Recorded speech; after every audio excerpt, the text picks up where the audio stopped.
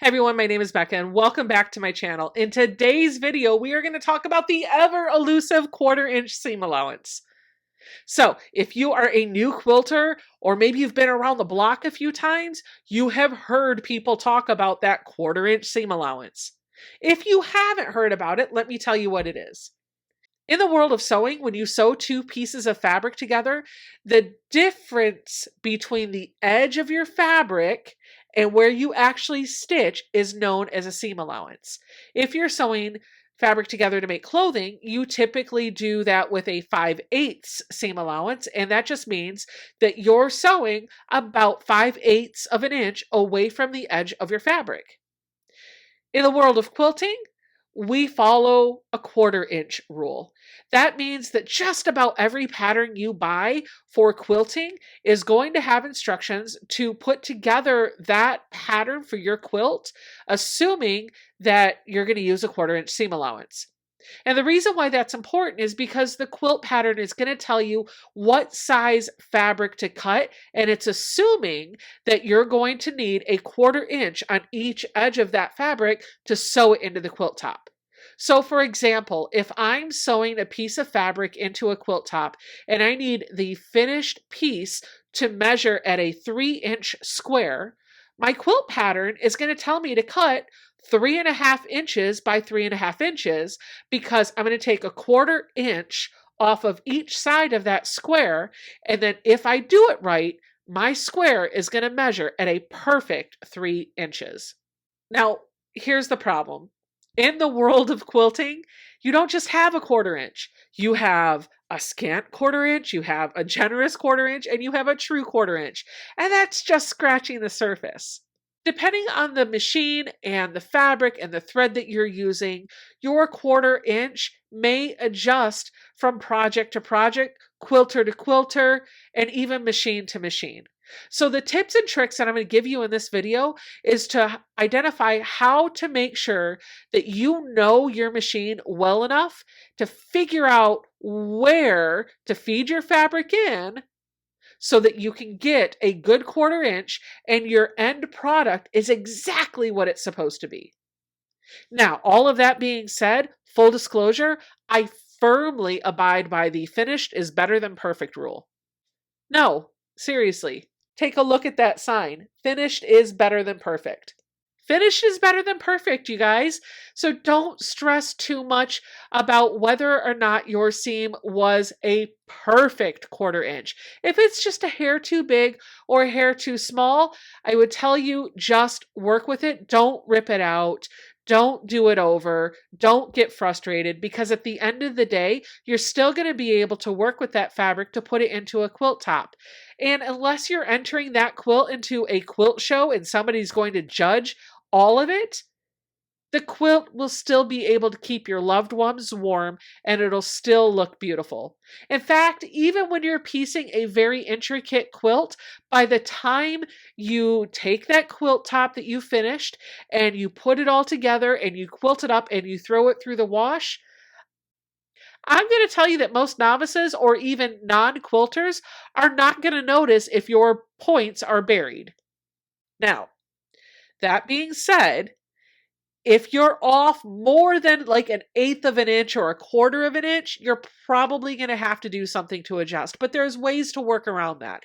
You can trim all of your blocks down to meet the size of the smallest block that you have, or you can rip the seam for that one off and redo it. Personally, for me, I find that if I'm within 1/8 of an inch of what I need to be, I let it go, because there's enough fabric there for me to grab a hold of when I put the next seam together. All right, so that's a whole lot of talking about what I do and what the 1/4 inch seam allowance is, but now it's time to get down to it. We're going to head over to Ari, and I'm going to pull out some fabric, and I'm going to show you what I do to help me know how to get a good 1/4 inch seam allowance out of my machine. Are you guys ready? Let's get sewing. Okay, here we are at my machine, and we are ready for our 1/4 inch test. Here's my trick. Are you ready? I like to use leftover mini charms. And the reason why I like to use these is because these little pieces of fabric already measure 2.5 inches by 2.5 inches. If you have scraps, in your room, which we all do, all you really need to do is cut a bunch of them down to 2.5 inches squared. You can use them to put together in quilt tops, but this is the perfect size to use for leaders, testing your tension, testing your 1/4 inch seam allowance. So I like to keep 2.5 inch squares on hand at my machine. All right, you can do this test with any size piece of fabric that you want. You just have to make sure that you know the size of each of the piece of fabrics that you put in. And I do find it's easier when all 3 pieces are the exact same size, because then you don't have to measure which one's going in which spot. So for each time that you do this test run, you're going to need 3 pieces of fabric, and I do like to pull 3 that have some contrast so that I can see where the fabrics are joining. You may need to repeat this multiple times until you get it right. Here's what you're going to do. You're going to take the middle piece of fabric and sew it to the one on the left, and then sew it to the one on the right, using what you believe to be a 1/4 inch seam allowance. Once you've done that, you'll come back to this and you're going to remeasure that purple square, the one in the middle, and it should now measure 2 inches side to side. It'll still be 2.5 inches top to bottom, but from the piece that connected on the left to the piece that connected on the right, it should be 2 inches on the dot. Now, if you have no idea where your 1/4 inch seam allowance is on your machine and you're still trying to just figure things out, here's a tip for you. Flip the fabric over, take a ruler, and mark a small line a 1/4 inch away from each side of this. Then, when you stitch, stitch on top of that line directly, or just a hair closer to the edge of the fabric away from the marked line. So if I were to mark this fabric with a line going from here to here, I would want to sew it just a little bit closer to the edge, not towards the center. All right, so let's take this fabric and do our seam allowance test. Okay, so here we are at my machine, and I have my 3 pieces of fabric lined up. It really doesn't matter which order I use them in, as long as I know what size each piece is. The first thing that I'm going to do is take the fabric on the right, and you can do this in any order, but I'm going to take the fabric that's on the right, and I'll place it right side together with the fabric that's in the middle, and I'm going to make sure that those edges are all nice and lined up. We're going to put the fabric into my machine on that line where I think the 1/4 inch is going to be. And now let me bring you in a little bit closer, because I have another tip to share with you. Okay, I've brought you in nice and close to my presser foot so that you can see what I'm actually doing. I've got my 3 2.5 inch squares of fabric laid out here, and what I'm essentially going to do is put 2 of them right sides together, and I'm going to line up the raw edge of my fabric with the spot on my presser foot that I believe is going to give me a 1/4 inch seam allowance. Again, if you aren't sure where it should be, there is no harm in taking a little bit of time to train your brain just by drawing a 1/4 inch line right on the fabric. And then your goal would be to stitch directly on that line or just a hair to the right of it. So I'm just going to take that fabric and put it underneath my presser foot, so that the edge of the fabric is lined up with just about where I believe it should be hitting when I sew my 1/4 inch seam. I'm going to put my needle into the fabric, and I'm going to slowly sew all the way down. And I want to be very careful, make sure I'm going as straight as can be on this. Cut my thread. And then I'm just going to fold this piece out of the way, and I'm going to repeat that whole process by sewing the other piece of fabric onto the other side of that middle square.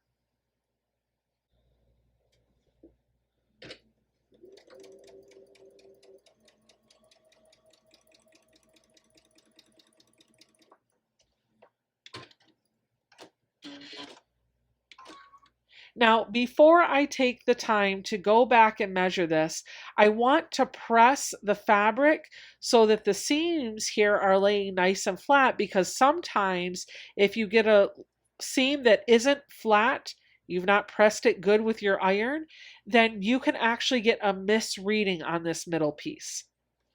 Okay, so now I have all of my fabric sewn together, and now is the moment where we test to see how our 1/4 inch actually worked.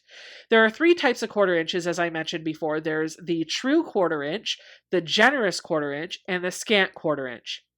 If you sewed with a true 1/4 inch, then this piece in the middle is going to measure 2 inches from where it touches the green and the pink fabric. If you sewed with a generous 1/4 inch, meaning that your seam allowance was a little bit bigger or maybe a lot bigger than a 1/4 inch, then this piece of fabric in the middle is going to be smaller than 2 inches. And if you sewed with a scant 1/4 inch, meaning that your seam was a little bit smaller than what it should have been, or maybe a whole lot smaller than what it should have been, this piece of fabric in the middle is going to grow. So what we're going to do is take a ruler and we're going to measure this middle piece of fabric from where it touches the green and where it touches the pink to see if this measures 2 inches across or if I need to adjust and repeat this test. So I've got a ruler here. This is the Perfect 5 ruler from Fat Quarter Shop for It's Sew Emma by Creative Grids. And the reason why I picked this ruler is because the lines are pretty clear and easy to read and there's not a ton of markings on it. What I'm going to do is look for the 2-inch mark on my ruler, and I'm just going to line up the 2 inches right on top, directly on top of that crevice, that little valley that is made where the green and the purple fabric are joined. And then I'm going to look over here and I'm going to see if the fabric is poking out from the ruler or my ruler is going on to the pink fabric. If that is a little difficult for you to see, the other thing that you can do is just a little bit of math. Find the 3-inch line on your ruler and line that line up on the fold, and then look to see if the 1-inch line is laying directly on the fold of the fabric where the purple and the pink meet. In this case, my fabric measures more than 2 inches side to side. So I know that what I thought I was sewing was a 1/4 inch. It's actually a scant, or maybe a whole lot smaller than a 1/4 inch. So I'm going to go back to my machine and I'm going to make a couple of adjustments to see if I can get my machine tuned so that when I'm using it, I'm getting a good exact 1/4 inch seam allowance. I'm not going to bother reusing this. I guess I could if I wanted to because my seams were a little bit smaller than what they should be, but I just find it's a little bit easier to grab 3 new pieces of fabric. All right, let's do the same exercise we just did, but this time let me show you something a little bit different. Okay, so I brought you in nice and close, and I wanted to do that for a reason. When you're looking at your presser foot, I want you to understand that underneath the presser foot, you have these things called feed dogs. And it's these little grippy things that look like metal teeth. These are actually, when you're sewing, lifting up, gently touching your fabric and pulling it through. So it's gliding the fabric into the machine. The more contact your fabric has with these feed dogs, the better off you are, the more likely you are to sew straight. So the reason why I bring that up is because if you noticed when I sewed the first time around, I was lining my fabric up with kind of this part of my presser foot. And if you look really closely at the machine, that means that my fabric was only coming into contact with some of the feed dogs. It's probably okay, but because I really want that good control, I want to make sure that all the feed dogs are coming into contact with my fabric. So my tip, my cheat for working with fabric and sewing is configuring my machine, meaning adjusting the needle position so that when I feed fabric in and the raw edge is aligned perfectly with the right side of my presser foot, I know I'm getting a good and true 1/4 inch seam allowance. That way I don't have to mark up my machine in any way. All I have to do is watch the fabric as it's going in. Just make sure that that raw edge is consistently hitting this part of the edge of my presser foot. So to get my machine into position, I'm just going to grab a ruler and I'm going to put the foot down. And I want to make sure that the edge of my template is nice and flush with the edge of my presser foot. They have little templates that you can actually buy that will do this for you, but I find I don't need that. This is just as good. And then the next thing that I'm going to do is adjust the width of my needle position so that it's hovering directly above the 1/4 inch line on my ruler. I am not going to put the needle down because if I do, I could break my needle or my template or both. I'm just going to scoot it over a little bit until it looks like it is hovering right above that 1/4 inch line and maybe even just a hair on this side of it. Once it looks like it's in position, I'm going to take the knob on the right hand side of my machine to gently turn the needle down until it doesn't want to go down anymore. I don't want to force it. I just want to turn until it stops turning easily. And then I'm going to look at the machine to see, does that needle position fall right on the 1/4 inch seam line? And it looks like it does. I'm going to pull that needle position back up and I'm going to pull that template out. So for me, it looks like on this machine, to get a perfect 1/4 inch seam allowance using the right edge of my foot for this presser foot, my needle needs to be in the 6.5 millimeter setting. Okay, so I am at my machine and it is time to do my sewing test one more time. And this time we're going to line up my fabric so that the edge of my fabric is coming up flush with the right side of my presser foot. So what that looks like is when I'm sewing, I should be seeing my fabric completely covered up with my presser foot. Up here, I should see no fabric peeking out, but this edge of fabric should look like it's going to hit flush with the presser foot. I know when you're sewing, especially when you're a beginner, it is so tempting to watch the needle go up and down and to watch the stitches back here, but that's not where your eyes should be. You can't do anything about the stitch that's already been made back here or the stitches that are being made right here. If you want true, straight, accurate stitching, the whole name of the game is making sure that these few inches right before your presser foot are tightly controlled. You're keeping it straight and you're letting the machine pull it in. So what I'm looking for is that the raw edge of this fabric, this cut edge, is hitting the right side of my presser foot. If I see something that looks like this while I'm sewing, I know that my 1/4 inch is not a 1/4 inch. It's probably something more like a 1/3 of an inch or a 1/2 of an inch. I need to make sure that my presser foot is completely covering up that fabric with just the raw edge hitting flush with this presser foot. Okay, I've repeated myself 100 times already, so let's just do this. We're going to sew slowly, and this is a little awkward for me because I have a camera directly in front of me, but we're going to try to sew as slowly as we can to get that nice seam. Then I'm going to cut my thread, lift my foot, and I'm going to sew the next piece onto the next edge. I'm going to line up those raw edges so that they're nice and coordinated. And I'm going to place the fabric underneath the presser foot so that the raw edge looks like it's going to be covered up with that right edge of my presser foot. And in this case, it looks like the raw edge is underneath and not flush with the right edge. So I'm just going to pick up my presser foot and shift it over a little bit. Eventually, as you get used to your machine and the position that you need it to be, you'll know exactly where that fabric needs to lay. It just comes with a lot of practice and a lot of hours on your machine.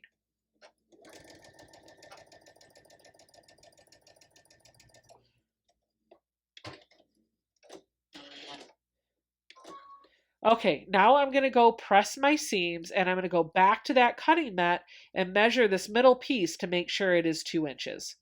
All right, y'all, moment of truth. Now, I can already tell you, I feel like my sewing was a little bit crooked, but y'all have to forgive me because I was sewing with a whole bunch of camera equipment directly in front of me. So I didn't have the best control over my fabric, but I just want to make sure that when I did sew straight, I had a true 1/4 inch and this middle piece is measuring at 2 inches. So here is my little ruler. You can see on my ruler, I've got my 3-inch line directly on top of where the purple and the green touch, and my 1-inch line is on top of the seam where the light purple and the green touch. You'll notice there's a little bit of purple down here and a teeny bit of green up here, and that's just honestly from not sewing straight. I had a ton of camera equipment in front of me when I was sewing these two pieces together, so I know that this is because I sewed crooked, not because I sewed with my fabric in the incorrect position. Had it been because my fabric was in an incorrect position, I would have seen this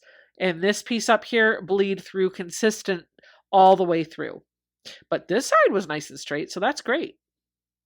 So that's my tip and trick for setting your machine up to make sure that you are sewing with a good 1/4 inch seam allowance. Now, keep in mind that this can vary from person to person and from machine to machine. And so even though you might think that you're sewing with a true and good and great 1/4 inch seam allowance, you might actually be working on a project that needs you to sew with a scant 1/4 inch, which means you have to adjust your needle position or your fabric a little bit so that your seam allowance is a little bit smaller.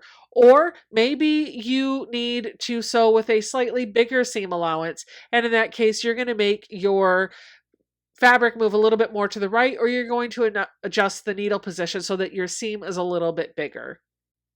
Those are all things that you're going to figure out over time and you're going to get really good with. But the first piece is getting your machine set up so that you know where to feed it to get a 1/4 inch seam allowance. Now, if all of this intimidated you and you are just not ready to do any of that, there's a few tips that you can use to really help hone in that 1/4 inch seam allowance. And the first one is simple and costs you nothing, but it takes a little bit of your time. You can take a ruler and measure a 1/4 inch away from the cut edge of your fabric for every single piece of fabric that you want to sew, and just make sure that you stitch just a hair on the side of that line closest to the raw edge. That's going to give you a great 1/4 inch every time. There are a ton of other things that you can use with your machine, free or otherwise, to help visually indicate where your fabric needs to go in. You have seam guides, you have 1/4 inch pressing feet that have a metal guide on them, you have washi tape that you can lay down in your machine to indicate where the edge of the fabric consistently needs to be. There's even little magnetic seam guides that you can put right on your needle plate in the position that you need it to be, and that prevents the fabric from coming too far over. These are all great things, but you're going to have to pick the thing that works best for your brain. Over time, I would tell you my best advice is to just get to know your machine. If you know without fail where your fabric has to hit on your presser foot and on your needle plate, then you don't need any of that other stuff and you don't need to spend your time marking your fabric. But that takes a lot of time, a lot of patience, and a lot of practice. And finally, if you find that you're sewing with either too big or too small of a seam allowance, don't beat yourself up over it. It is not worth ripping your seams and doing it over again, because I promise you, at the end of the day, your quilt is going to look beautiful. And the reality is, finished is better than perfect. And if anybody points out that your points are buried or your corners don't match, then they're not your friend and they don't get to be quilt worthy. All right, guys, that's all I've got for this video. Leave me some comments down below. Is there a tip or a trick that you use for getting a good 1/4 inch on your machine? Don't forget to subscribe to the channel so that you can keep up with the videos that I'm posting, and give me a thumbs up. It encourages me to keep making videos just like this. I'll see you guys all in my next video.